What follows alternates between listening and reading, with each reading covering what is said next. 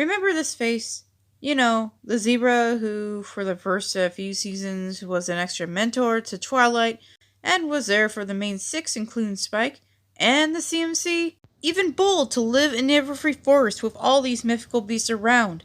That, I agree with Dr. Wolf's theory that Grogar made all those monsters.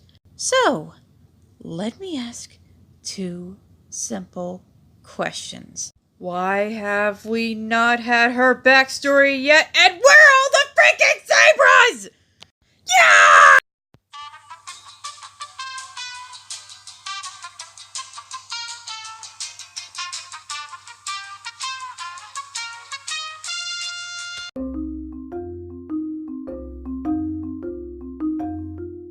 Okay, I'm good.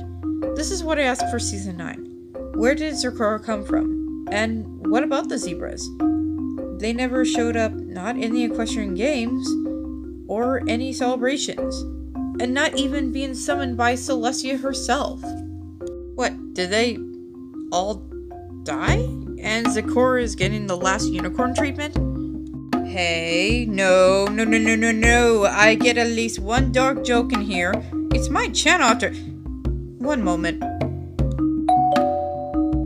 Don't mind me. Making sure this box is strong enough if there was a sudden rainbow blast. Okay, clear. Of course, there is a Journal of the Two Sisters mentions the zebras through a young Luna's words, but I'm talking more about the show and not the literature. Also, I think she has a cutie mark, which I never considered it until all these showed up in the picture. None have cutie marks, so is it mainly a tattoo? I guess. I mean, it's not far-fetched. Tattoos are more than just your standard mom tattoos of a heart with an arrow, which you can't go wrong with that. Heck, I've learned that even Queen Victoria had a tattoo of a tiger fighting a python. Thanks, TED Talks! Maybe I'm overthinking it. Let's just move on. So, where she came from has got to be very far from Equestria.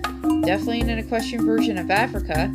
We can even scratch out any ideas of voodoo casting ponies and swamps since we've got to know Meadowbrook, Cattail, and others. When it comes to her family, this is what I imagine her father to be, the village chief, as her mother is an amazing healer. I bet the language in her village speaks only rhymes. Imagine the main six would go crazy just for simple directions. Excuse me, do you have any directions to the airport? Huh. Funny, I thought you would know. What, you think I would know the way? I'm leaving. Fuck it! I'm just gonna Uber it! The other thing that comes to mind, why did she travel alone and move to Ponyville? Did her parents try to do an arranged marriage or something? Anywho, Zecora is an amazing healer. Using what's available around her, she knows her stuff. When we got our first introduction of Zecora in the episode Bridal Gossip, those in Ponyville treated her as some kind of witch. Funny as Pinky's song was, still entertaining to watch, and Rarity seeing the stripes as a fashion disaster and fainted didn't help at all. In society, many still judge on others' religion, color, and race, even gender, including status. As for Zecora's case, none of the residents of Ponyville welcomed her, believing she would put curses or use mind control, etc. Even to close shops, which limits her supplies and living essentials. Seriously, that is bad for your business and just wrong. One thing I will credit for their defense was their encounter of Nightmare Moon, so I can give them that with how dangerous her magic was. The other thing I can say that I love her design, which is adorable, especially her mohawk mane style, as well as the jewelry she wears has traditional meaning.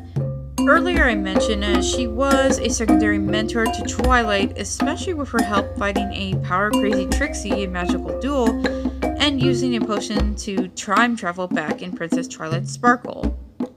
She's even helped with teaching lessons to the CMC when it comes to messing with her potions, and dealing with Spike's greed obsession and not being a responsible pet sitter. Even later in the season, helping with Rarity and Pinkie Pie's little mix-up, and thus, Pug Rarity was born. Seriously, I bet when no one's really looking, Rarity is possibly the biggest rock fan ever at heart. that, we even had our scare of Lucy's Zecora, almost becoming a tree after she got sick from a swamp flower that our little Fluttershy was able to save her in time. I feel Zecora has been the most influential character in the show, that she had more cameos than other background characters. Lots of times she's there for plot's sake, which isn't bad, but it gets to the point. We get backstory of Mayor and Mrs. Cake of their involvement with the marriage of the Apple siblings' parents. Hopefully we get some closure with her before the season's over. At least a glimpse of her home. Perhaps the zebras live somewhere very deep in a jungle. Like the Okapi! Oh, please, let there be a race of Okapis for the remainder of the show, please! Well, I do believe I've covered everything there is to know about Zecora. I hope you enjoyed my very first character review, and I will continue making these, and we'll be doing in the works some episode reviews along the way. Now, if y'all excuse me, I'm gonna go search for those zebras. Singing a happy tune. Oh, we know it, oh, we know it, oh, we know it, oh, we know it. Come on, Hasbro, let's have those zebras and make some more copies. Can we have them all, please, before Season 9's finale? Hasbro, please do this for us.